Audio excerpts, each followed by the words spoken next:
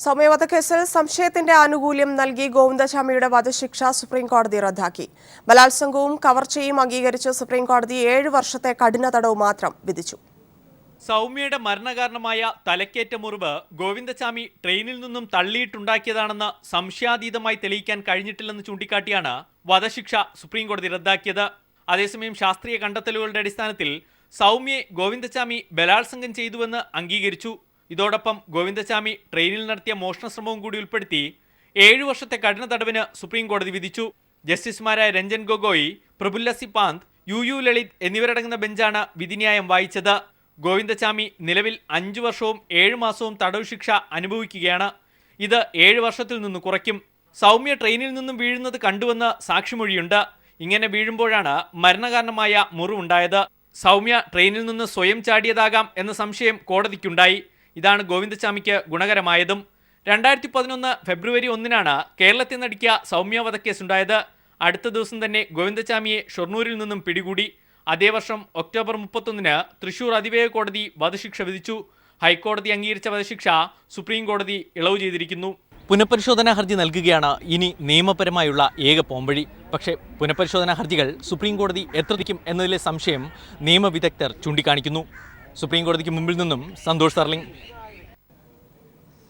ഗോവിന്ദചാമിയുടെ ജീവൻ അപകടമുണ്ടെന്ന് ചൂണ്ടിക്കാട്ടി കർണാടകത്തിലെയോ തമിഴ്നാട്ടിലെയോ ജയിലിലേക്ക് മാറ്റാൻ കോടതിയോട് ആവശ്യപ്പെടുമെന്ന് അഭിഭാഷകൻ BA ആളൂർ പറഞ്ഞു. 5 വർഷം ശിക്ഷ പൂർത്തിയാക്കിയവർക്ക് ഇളവ് നൽകുന്ന സാഹചര്യമുണ്ടെന്നും ഗോവിന്ദചാമിയുടെ അഭിഭാഷകൻ ചൂണ്ടിക്കാട്ടി. എന്നാൽ വിധിക്കെതിരെ പുനഃപരിശോധനാ ഹർജി നൽകാൻ പ്രോസിക്യൂഷൻ തീരുമാനിച്ചു. വിയൂർ ജയിലിലുള്ള ഗോവിന്ദചാമിയെ തമിഴ്നാട്ടിലെയോ കർണാടകത്തിലെയോ ആന്ധ്രയിലെയോ ജയിലിലേക്ക് മാറ്റാനാണ് പ്രതിഭാഗ നീക്കം. കേരളത്തിൽ തുടർന്നാൽ ഗോവിന്ദചാമിയുടെ ജീവന് അപകടമുണ്ടെന്ന് ചൂണ്ടിക്കാട്ടി കോടതിയെ സമീപിക്കാൻ അഭിഭാഷകൻ തീരുമാനിച്ചു. ഒരു അപേക്ഷ നൽകി ഗോവിന്ദചാമിയെ കർണാടകത്തിലേക്കോ തമിഴ്നാട്ടിലേക്കോ സ്വന്തം നാട്ടിലേക്ക് കടലൂരിലേക്കോ ജയിൽ മാറ്റം നടത്തണം എന്നുള്ളൊരു അപേക്ഷ സുപ്രീം കോടതി നൽകാൻ ഞങ്ങൾ തീരുമാനിച്ചു കഴിഞ്ഞു. അതിന് പ്രധാനപ്പെട്ട കാരണം കേരള ജനത ഗോവിന്ദചാമിയെ ശത്രുവായിട്ടാണ് കാണുന്നത്. 5 വർഷം പൂർത്തിയാക്കിയവർക്ക് ശിക്ഷയിൽ ഇളവ് നൽകാറുണ്ടെന്ന ചട്ടം ചൂണ്ടിക്കാട്ടി വീണ്ടും സുപ്രീം കോടതിയെ സമീപിക്കാനാണ് പ്രതിഭാഗ നീക്കം. അതേസമയം സുപ്രീം കോടതി വിധിക്കെതിരെ പുനഃപരിശോധനാ ഹർജി നൽകാൻ പ്രോസിക്യൂഷനും തീരുമാനിച്ചു. കർണാടകയിലെയോ തമിഴ്നാട്ടിലെയോ ജയിലിലെ കൂട്ടാളികൾക്കൊപ്പം ഗോവിന്ദചാമിയെ മാറ്റാനാണ് അടുത്ത നീക്കം. 7 വർഷം തടവെന്ന സുപ്രീം കോടതി വിധി മറികടക്കാനുള്ള മറ്റൊരു ശ്രമം കൂടിയാണിത്. ക്യാമറമാൻ ശൈലേഷ് കല്ലായിക്കൊപ്പം സുപ്രീം കോടതിയിൽ നിന്നും മനുശങ്കർ, ന്യൂസ് ബ്യൂറോ, ദില്ലി. കാത്തിരിപ്പിന്റെ പ്രതീക്ഷകളെല്ലാം കണ്ണുനീരിൽ അവസാനിച്ചതിന്റെ വേദനയിലായിരുന്നു സൗമ്യയുടെ അമ്മ സുമതി. നെഞ്ചുപൊട്ടുന്ന വിധിയാണ് സുപ്രീം കോടതിയുടേതെന്ന് അവർ മാധ്യമങ്ങളോട് പ്രതികരിച്ചു. ജീവൻ ഉള്ളിടത്തോളം കാലം നീതിക്ക് വേണ്ടി പോരാടുമെന്നും ഈ ആവശ്യം ഉന്നയിച്ച് അടുത്ത ദിവസം മുഖ്യമന്ത്രിയെ കാണുമെന്നും അവർ പറഞ്ഞു. സൗമ്യയുടെ അമ്മയും കുടുംബവും കോടതി വിധിക്കായി പ്രാർത്ഥനയോടെ കാത്തിരിക്കുകയായിരുന്നു. വിധി പ്രസ്താവം പൊട്ടിക്കരഞ്ഞാണ് അമ്മ കേട്ടത്. ഇത്രയും നീചമായി എൻ്റെ കുട്ടീനെ ഇങ്ങനെ ചെയ്തിട്ട് അവസാനം തൂക്കുകയറില്ല എന്ന് പറഞ്ഞിട്ടുണ്ടെങ്കിൽ വിഷമമുണ്ടത് കേൾക്കുമ്പോൾ. നെഞ്ച് പൊട്ടിപ്പോകുന്ന വാക്കുകളാണ് സുപ്രീം കോടതി എനിക്ക് കേൾക്കേണ്ടി വന്നത്. നീതി നിഷേധിക്കപ്പെട്ട വേദനയിൽ സഹോദരനും വികാരാധീനനായി. എത്ര പറയായിരുന്നു സംസാരിക്കല്ലേ. എന്തായാലും ഞാൻ മുഖ്യമന്ത്രിയായിട്ട് കണ്ടിട്ട് മുഖ്യമന്ത്രി എന്തായാലും ഞാൻ പോയി കാണും. നീതിക്കായുള്ള പോരാട്ടത്തിന് തുടർന്നും പിന്തുണയറിയിച്ച് അയൽവാസികളും എത്തി. ഇതിലൊരു അപാകത പറ്റിയിട്ടുണ്ട്. അത് തിരുത്തി നമുക്ക് അനുകൂലമായൊരു വിധി ഗോവിന്ദചാമിയെ തൂക്കുകയറിൽ എത്തിക്കുന്നവരെ നിയമ പോരാട്ടത്തിന് ഈ നാട്ടിലെ എല്ലാ ജനങ്ങളും സൗമ്യയുടെ അമ്മയോടൊപ്പം ഉണ്ടാവും. തുടർന്നുള്ള എല്ലാ പ്രവർത്തനങ്ങൾക്കും ഞങ്ങൾ എല്ലാവരും ഒപ്പം ഉണ്ടാവുമെന്നാണ് ഞങ്ങൾക്ക് പറയാനുള്ളത്. കേരള ജനത കൂടെയുണ്ടെന്ന പ്രതീക്ഷയുണ്ട്. മുഖ്യമന്ത്രിയെ നേരിൽ കണ്ട് തുടർ നടപടികൾക്കൊരുങ്ങുകയാണ് സൗമ്യയുടെ കുടുംബം. സൗമ്യയുടെ വീട്ടിൽ നിന്നും ക്യാമറാമാൻ മഹേഷ് പാലക്കാടിനൊപ്പം KT സ്വാലിഹ്. സൗമ്യയ്ക്ക് പറ്റിയ ഓരോ പരിക്കും എങ്ങനെയാണ് സംഭവിച്ചതെന്ന് പോസ്റ്റ്മോർട്ടം റിപ്പോർട്ടിൽ വ്യക്തമായി പരാമർശിച്ചിട്ടുണ്ടെന്നായിരുന്നു സൗമ്യയെ പോസ്റ്റ്മോർട്ടം ചെയ്ത ഡോക്ടർ ഷെർലി വാസു പ്രതികരിച്ചത്. നിരായുധനായി കൊലപ്പെടുത്തിയ കേസ് തിരിച്ചറിയാൻ കുറച്ച് പ്രയാസമാണ്. മെഡിക്കൽ എവിഡൻസിൽ മാത്രമേ അറിയുള്ളൂ. ബാക്കി ബന്ധുക്കളോ മറ്റ് കാഴ്ചക്കാരോ പറയുന്നതിൽ പോലും അപാകതകളുണ്ടാകും. നിരായുധനായി കൊലപ്പെടുത്തുക എന്ന് പറഞ്ഞാൽ കൈപ്രയോഗം എങ്ങനെയെന്നാണ് കോടതിയിൽ ഡഫേദാരെ പിടിച്ചിട്ട് നമ്മൾ ഡിമോൺസ്ട്രേറ്റ് ചെയ്താണ് കാണിക്കുന്നത്. തലമുടിയുടെ പുറകിൽ കുത്തിപ്പിടിച്ചുകൊണ്ട് എടുത്ത് നെട്ടി 6 തവണ റാപ്പിഡ് ക്വിക്ക് സക്സഷനിൽ ഇടിച്ച് അവർക്ക് ഫുൾ അൺകോൺഷ്യസ് അല്ല, അർദ്ധബോധാവസ്ഥയിൽ അവർ വിട്ടു. അവരതിന് മുമ്പായിട്ട് ട്രെയിനിൽ പിടിച്ചു നിൽക്കാൻ ശ്രമിച്ചിട്ടുണ്ട്.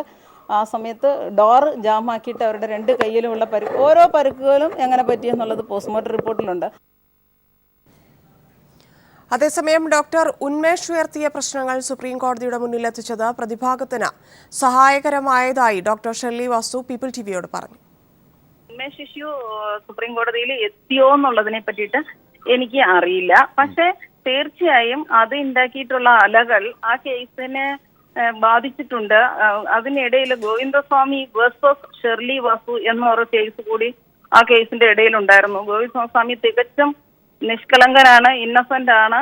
അദ്ദേഹത്തിന്റെ മേലെ ഒരു മർഡർ ആരോപണം ഞാൻ വെച്ചു കെട്ടിയതാണ്, എനിക്ക് മർഡറിനുള്ള ശിക്ഷ തരണം എന്ന് പറഞ്ഞിട്ട് ഗോവിന്ദസ്വാമിയും അതേ കോടതിയിൽ ഒരു കേസ് സൈമൾട്ടേനിയസ് ആയിട്ട് നടത്തുന്നുണ്ടായിരുന്നു.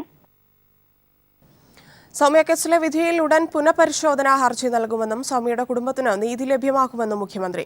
ഇത് മനസാക്ഷിയുള്ളവരെ ഞെട്ടിക്കുന്നതെന്നും സൗമ്യയുടെ അമ്മയെ നേരിൽ കാണുമെന്നും മുഖ്യമന്ത്രി പിണറായി വിജയൻ പറഞ്ഞു.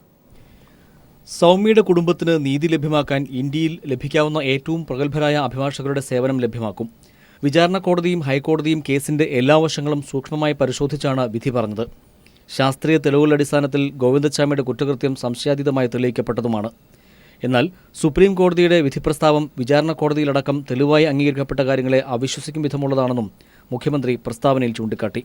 ഗോവിന്ദച്ചാമിക്ക് ലഭിച്ചിരിക്കുന്നത് ശിക്ഷയെ ആകുന്നില്ല. സാമാന്യ ബുദ്ധിക്ക് അംഗീകരിക്കാൻ വിഷമമുള്ളതും മനുഷ്യത്വത്തിന് വില കൽപ്പിക്കുന്ന ആരെയും ഉത്കണ്ഠപ്പെടുത്തുന്നതുമാണ് വിധി.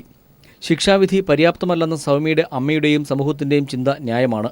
ആ വികാരം പൂർണ്ണമായും ഉൾക്കൊണ്ടുകൊണ്ട് തന്നെ നീതി ഉറപ്പാക്കാൻ പുനഃപരിശോധനാ ഹർജി നൽകുമെന്നും മുഖ്യമന്ത്രി പിണറായി വിജയൻ വ്യക്തമാക്കി. സൗമ്യയുടെ അമ്മയെ നേരിൽ കാണുമെന്നും നീതി ലഭ്യമാക്കാൻ പഴുതടച്ച് കാര്യങ്ങൾ ചെയ്യാൻ സർക്കാർ ബാധ്യസ്ഥമാണെന്നും മുഖ്യമന്ത്രി പ്രസ്താവനയിൽ പറഞ്ഞു. ഗോവിന്ദച്ചാമിമാർ സമൂഹത്തിൽ സ്ത്രീകൾക്കാകെ ഭീഷണി ഉയർത്തും വിധം വിഹരിക്കുന്നതിന് തടയിടാൻ സാധ്യമായ എല്ലാ നടപടികളും സർക്കാർ കൈക്കൊള്ളുമെന്നും മുഖ്യമന്ത്രി പ്രസ്താവനയിൽ വ്യക്തമാക്കി. News bureau, Thiruvananthapuram. സൗമ്യ കേസിൽ സുപ്രീം കോടതി വിധിക്കെതിരെ സംസ്ഥാന സർക്കാർ പുനഃപരിശോധനാ ഹർജി നൽകും. സർക്കാരിന്റെ ഭാഗത്തുനിന്ന് കേസിൽ ഒരു വീഴ്ചയും ഉണ്ടായിട്ടില്ലെന്ന് നിയമമന്ത്രി AK ബാലൻ പറഞ്ഞു. പ്രോസിക്യൂട്ടറായി തോമസ് പി ജോസഫിനെ നിയമിച്ചത് UDF സർക്കാരാണ്. ദൃക്സാക്ഷികളില്ലാത്തത് കേസിൽ തിരിച്ചടിയായെന്നും മന്ത്രി പറഞ്ഞു. സൗമ്യ കേസിലെ സുപ്രീം കോടതി വിധി പൊതുസമൂഹത്തിന് വിഷമവും ആശങ്കയും ഉണ്ടാക്കുന്നതാണെന്ന് നിയമമന്ത്രി AK ബാലൻ പറഞ്ഞു. വിധിക്കെതിരെ പുനഃപരിശോധനാ ഹർജി നൽകാനാണ് സർക്കാർ തീരുമാനം. സുപ്രീം കോടതിയിൽ അവതരിപ്പിക്കുന്നതിൽ സീനിയർ അഡ്വക്കേറ്റിന് ഒരു പെശകും സംഭവിച്ചിട്ടില്ല. ഇനി നമ്മുടെ മുമ്പിലുള്ളത് റിവ്യൂ ചെയ്യുക എന്നുള്ളതാണ്. ഞാനിപ്പോൾ അഡ്വക്കേറ്റ് ജനറലുമായിട്ട് സംസാരിച്ചു. നമുക്ക് റിവ്യൂ ചെയ്യാൻ വീണ്ടും പെറ്റീഷൻ കൊടുക്കാം എന്നാണ് അഡ്വക്കേറ്റ് ജനറൽ പറഞ്ഞത്. കേസിന്റെ നടത്തിപ്പ് സംബന്ധിച്ച് സർക്കാരിന്റെ ഭാഗത്തു നിന്നും യാതൊരു വീഴ്ചയും ഉണ്ടായിട്ടില്ല. കേസിൽ പ്രോസിക്യൂട്ടറായി തോമസ് പി ജോസഫിനെ നിയമിച്ചത് കഴിഞ്ഞ UDF സർക്കാരാണ്. അഭിഭാഷകനെ തുടരാൻ അനുവദിക്കുക മാത്രമാണ് LDF സർക്കാർ ചെയ്തിട്ടുള്ളത്. സുപ്രീം കോടതിയിൽ പ്രോസിക്യൂഷന് തെറ്റു പറ്റിയിട്ടില്ലെന്നും എന്നാൽ ദൃക്സാക്ഷികളില്ലാത്തത് കേസിൽ തിരിച്ചടിയായെന്നും മന്ത്രി AK ബാലൻ പറഞ്ഞു. സംശയത്തിന്റെ ആനുകൂല്യമാണ് പ്രതിഭാഗത്തിന് ലഭിച്ചത്. അതേസമയം അന്വേഷണ സമയത്ത് ഗോവിന്ദച്ചാമിയിൽ നിന്നും രഹസ്യമൊഴിയെടുക്കാത്തത് ഇവിടെ പ്രസക്തമാണെന്നും മന്ത്രി പറഞ്ഞു. അതിപ്പോ 164 ആണല്ലോ ഉദ്ദേശിക്കുന്നത്. മജിസ്ട്രേറ്റിന്റെ മുമ്പിൽ അത് കൊടുക്കേണ്ടതായിരുന്നു. ഈ കേസിന്റെ വിധിയെ മറ്റൊരു തലത്തിലേക്ക് കൊണ്ടുപോകില്ലേ എന്നുള്ള ചോദ്യം ഏറ്റവും നല്ല ചോദ്യമാണ്. കൂടാതെ ഗോവിന്ദച്ചാമിക്ക് പിന്നിൽ ആരാണ് എന്നതും സർക്കാർ അന്വേഷിക്കുമെന്നും മന്ത്രി വ്യക്തമാക്കി. News bureau, Thiruvananthapuram. സൗമ്യ വധക്കേസിലെ വിധി കേരള ജനതയെ ഞെട്ടിക്കുന്നതെന്ന് വിവിധ നേതാക്കൾ പ്രതികരിച്ചു. സംസ്ഥാന സർക്കാർ പുനഃപരിശോധനാ ഹർജി നൽകണമെന്നും വിഷയത്തിൽ കേന്ദ്ര സർക്കാർ ഇടപെടണമെന്നും കോടിയേരി ബാലകൃഷ്ണൻ പറഞ്ഞു. നേതാക്കളുടെ പ്രതികരണങ്ങളിലേക്ക്. സുപ്രീം കോടതിയുടെ വിധി സ്ത്രീ സുരക്ഷയ്ക്ക് ഭീഷണി ഉയർത്തുന്നതാണ്. സുപ്രീം കോടതിയുടെ വിധിയുടെ മേൽ സംസ്ഥാന ഗവൺമെൻറ് അടിയന്തരമായി റിവ്യൂ ഹർജി നൽകാൻ തയ്യാറാവണം. സുപ്രീം കോടതിയുടെ വിധി കേരളത്തെ ആകെ ഞെട്ടിക്കുന്നതാണ്. അത് തികച്ചും ദൗർഭാഗ്യകരവുമാണ്. സ്പെഷ്യൽ ടീം കേസന്വേഷണത്തിൽ തുടക്കം മുതലുണ്ടായിരുന്ന 4 അംഗങ്ങളെ വെച്ചുകൊണ്ട് DGP കോൺസ്റ്റിറ്റ്യൂട്ട് ചെയ്ത ആ പോലീസ് അംഗങ്ങളെയോ ഒരാളെയും ഈ കാര്യം അറിയിച്ചില്ല. ഇത്ര ക്രൂരമായി സൗമ്യയെ കൊലപ്പെടുത്തിയ ഈ സംഭവത്തിൽ നിസ്സാരമായ ശിക്ഷയാണ് ഫലത്തിൽ വരുന്നത്. വളരെ തെറ്റായൊരു സന്ദേശമാണ് ഈ വിധി നൽകുക. ഗോവിന്ദസ്വാമി ഇതിനകം 5 വർഷം തടവ് അനുഭവിച്ചു കഴിഞ്ഞു. എന്നാൽ മറ്റു 2 കേസുകളിൽ കൂടി ശിക്ഷ അനുഭവിക്കേണ്ടതിനാൽ 2022 മാത്രമേ ഇയാൾ ജയിലിൽ നിന്ന് മോചിതനാകൂ. സുപ്രീം കോടതി ഗോവിന്ദചാമിക്ക് ശിക്ഷ വിധിച്ച ഉടൻ തന്നെ ഉയർന്നു വന്നൊരു ചോദ്യമായിരുന്നു ഇനി ഇയാൾ എത്രകാലം ജയിലിൽ കഴിയേണ്ടി വരുമെന്ന്. 7 വർഷം കഠിന തടവാണ് സുപ്രീം കോടതി വിധിച്ചത്. കൊലപാതക കുറ്റം നിലനിൽക്കില്ല, ബലാത്സംഗത്തിന് മാത്രമാണ് ശിക്ഷ.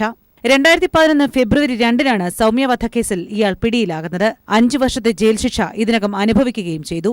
അതുകൊണ്ടുതന്നെ 16 മാസത്തിനു ശേഷം ഗോവിന്ദചാമി ജയിൽ മോചിതനാകും എന്ന രീതിയിലാണ് വാർത്തകൾ പുറത്തുവന്നത്. എന്നാൽ ഗോവിന്ദചാമിയുടെ പേരിൽ ഇനിയുമുണ്ട് കേസുകൾ. സേലത്ത് മാല പിടിച്ചുപറിച്ച കേസും കണ്ണൂർ സെൻട്രൽ ജയിലിൽ ജീവനക്കാരെ ആക്രമിച്ച കേസുമാണിത്. വധശിക്ഷയ്ക്ക് വിധിക്കപ്പെട്ട് കണ്ണൂർ സെൻട്രൽ ജയിലിൽ കഴിയവേ ജയിൽ ജീവനക്കാരെ ആക്രമിക്കുകയും ക്യാമറകൾ തകർക്കുകയും ചെയ്തിരുന്നു ഇയാൾ. ഈ 2 കേസുകളും സൗമ്യ വധക്കേസ് കൂടിയാകുമ്പോൾ 6 വർഷം കൂടി തടവനുഭവിക്കണം ഗോവിന്ദചാമി. അതായത് 2022 മാത്രമേ ഗോവിന്ദചാമി പുറം ലോകം കാണുകയുള്ളൂ. News desk. സൗമ്യ വധക്കേസിലെ സുപ്രീം കോടതി വിധി നിരാശയാക്കുന്നത് സ്ത്രീകൾ ഉൾപ്പെടെയുള്ള ട്രെയിൻ യാത്രക്കാരെ കൂടിയാണ്. സുരക്ഷിതമായ ട്രെയിൻ യാത്ര ഇനിയും വിദൂരമാണെന്നതാണ് ഇത്തരം വിധികൾ ഓർമ്മിപ്പിക്കുന്നതെന്ന് യാത്രക്കാർ പറഞ്ഞു. സൗമ്യ വധക്കേസിലെ സുപ്രീം കോടതി വിധിയിൽ സുമതി എന്ന അമ്മയ്ക്കൊപ്പം തന്നെ നെഞ്ചുപൊട്ടുന്ന വേദനയിലാണ് കേരളം. ട്രെയിനുകളിൽ പകൽ സമയങ്ങളിൽ പോലും ഒറ്റയ്ക്ക് യാത്ര ചെയ്യാൻ ഭയപ്പെടുത്തുന്ന അവസ്ഥയിലേക്ക് ഓരോ സ്ത്രീയെയും പിറകോട്ടടിപ്പിച്ചത് ഗോവിന്ദചാമി എന്ന പേരായിരുന്നു. ഓരോ യാത്രയിലും വെളിച്ചം നിറഞ്ഞ കമ്പാർട്ട്മെന്റിൽ പോലും അന്നത്തെ സൗമ്യ വധത്തിനു ശേഷം ഓരോ സ്ത്രീയും ഭയപ്പാടോടെ ഗോവിന്ദചാമിയെ തിരയുന്നുമുണ്ടായിരുന്നു. ഇന്ന് ശിക്ഷാവിധി ഇളവ് ചെയ്തുകൊണ്ട് 7 വർഷം കഠിന തടവാക്കിയ സുപ്രീംകോടതി വിധിയിലെ ഞെട്ടലിലാണ് കേരളക്കര. വധശിക്ഷ തന്നെ വേണമെന്ന ഉറച്ച ശബ്ദമാണ് ഉയരുന്നത്. തടവിലേക്ക് മാറ്റിയാൽ പോരെ, വധശിക്ഷ തന്നെ കൊടുക്കണം. അത് ഏത് അമ്മമാരും നൽകുന്ന അങ്ങനെ തന്നെ. നമുക്കൊരു സുരക്ഷിതത്വം അത്യാവശ്യമാണ്. അത് ഗവൺമെന്റ് തലത്തിലും റെയിൽവേ ഒന്നും അതിൻ്റെതായ നടപടികൾ ഉണ്ടാവണം തന്നെയാണ്. ഏതൊരു അമ്മമാരെയും സങ്കടപ്പെടുത്തുന്ന വിധി എന്നതാണ് സ്ത്രീകൾ ഉറക്കെ പറയുന്നത്. ഒരു വിധിയും ഒരു കുറ്റവാളിക്കും പ്രോത്സാഹനമായി മാറരുത്. ഇങ്ങനെ ഒരു പ്രോത്സാഹനം കൊടുക്കുന്ന ഒരു വിധിയാവാൻ പാടില്ല. ശരിക്കും ഏതൊരു അമ്മമാരെയും സങ്കടപ്പെടുത്തുന്നൊരു കാര്യമാണിത്. ഇനിയൊരു സൗമ്യയും ജനിക്കരുതെന്ന് ഉറക്കെ പറഞ്ഞ കേരളം സുപ്രീംകോടതി വിധിയുടെ ഞെട്ടലിൽ തന്നെയാണ്. സ്ത്രീ സുരക്ഷയ്ക്കായി ഇനി ഏതു വാതിൽ മുട്ടുമെന്ന ഭീതിയിലും. News bureau, Kozhikode. ഗോവിന്ദചാമിയുടെ സാമ്പത്തിക സ്രോതസ് അന്വേഷിക്കണമെന്ന PC ജോർജ് MLA. ഗോവിന്ദചാമിയുടെ അഭിഭാഷകൻ VA ആളൂരിന് കേസ് നടത്തിപ്പിനായി ആരാണ് പണം നൽകുന്നതെന്നും PC ജോർജ് MLA ചോദിച്ചു. ഇക്കാര്യം സമഗ്ര അന്വേഷണം നടത്തി യാഥാർത്ഥ്യം പുറത്തുകൊണ്ടുവരണമെന്നും ദുബായിൽ നടന്ന വാർത്താ സമ്മേളനത്തിൽ PC ജോർജ് ആവശ്യപ്പെട്ടു. വാർത്തകളിലേക്ക്. കാവേരി നദീജല പ്രശ്നത്തിൽ കർണാടകയിൽ നടന്ന റെയിൽ ബന്ദ് ഭാഗികം. ബന്ദിന്റെ ഭാഗമായി ട്രെയിൻ തടഞ്ഞ സമര അനുകൂലികളെ പോലീസ് അറസ്റ്റ് ചെയ്തു നീക്കി. കന്നഡ കർഷക സംഘടനകളുടെ കൂട്ടായ്മയായ കന്നഡ ഒക്കൂട്ട എന്ന സംഘടനയാണ് ബന്ദ് പ്രഖ്യാപിച്ചത്. അതേസമയം നാളെ തമിഴ്നാട്ടിൽ വിവിധ സംഘടനകൾ ഹർത്താലിന് ആഹ്വാനം ചെയ്തിട്ടുണ്ട്.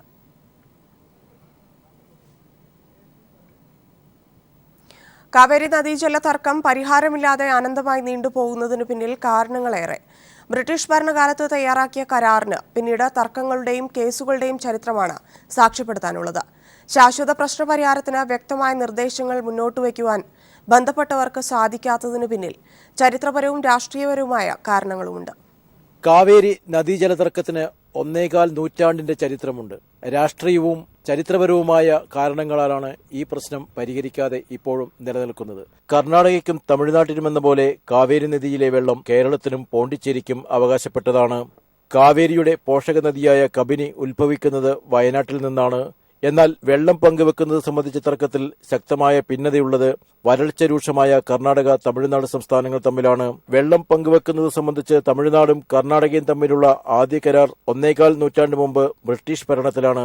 കാവേരി ഒഴുകുന്ന കർണാടകയിലെയും തമിഴ്നാട്ടിലെയും പ്രദേശങ്ങൾ അന്ന് മദുരാശി പ്രസിഡൻസിയുടെ ഭാഗമായിരുന്നു. എന്നാൽ സ്വാതന്ത്ര്യാനന്തരം കരാർ പലതവണ പുതുക്കിയെങ്കിലും തർക്കങ്ങൾ രൂക്ഷമായി നിലനിന്നു. ഇരു സംസ്ഥാനങ്ങളിലെയും രാഷ്ട്രീയ പാർട്ടികളുടെ താൽപര്യങ്ങളും പ്രശ്നങ്ങൾ സങ്കീർണമാക്കുന്നു. തമിഴ്നാട്ടിലേക്ക് ഇത്ര വെള്ളം കൊടുക്കണം എന്നുള്ള നിബന്ധനകളൊക്കെ ബ്രിട്ടീഷ് ഭരണകാലത്ത് തൊട്ടുള്ളതാണ്. ഈ നിബന്ധന എന്നുള്ളത് ഒരു കൊല്ലത്തിൽ ഇവിടെ എത്ര വെള്ളം വന്നിട്ടുണ്ട്, ആ വെള്ളം ഇത്ര വന്നപ്പോൾ ഇത്ര കൊടുക്കുക എന്നുള്ള ഒരു അനുപാതത്തിന്റെ അടിസ്ഥാനത്തിൽ അതിനെ നിശ്ചയിക്കേണ്ടത്. എല്ലാ കാലഘട്ടത്തിലും മാറി മാറി വരുന്ന ഭരണ പാർട്ടികളും ഇതിനെ കൈകാര്യം ചെയ്യുന്ന രീതിയിലും വ്യത്യസ്തമായ കാഴ്ചപ്പാട് അവർക്ക് എല്ലാവർക്കും ഉണ്ടാവും. ജലം പങ്കുവെക്കുന്നതിന് രൂപം നൽകിയ ട്രിബ്യൂണലിനും കാവേരി റിവർ അതോറിറ്റിക്കും പ്രശ്നത്തിന് ശാശ്വത പരിഹാരം കാണാനായില്ല. ഏറ്റവും ഒടുവിൽ ഈ മാസം 5-ന് സുപ്രീം കോടതി പുറപ്പെടുവിച്ച വിധിയെ തുടർന്ന് 10 ദിവസത്തേക്ക് കർണാടകം 15,000 ദശലക്ഷം കനയടി വെള്ളം തമിഴ്നാടിന് വിട്ടുകൊടുക്കണം. ഈ വിധി നടപ്പാക്കുന്നതിനെതിരെയാണ് കർണാടകയിൽ കലാപം ആരംഭിച്ചിട്ടുള്ളത്.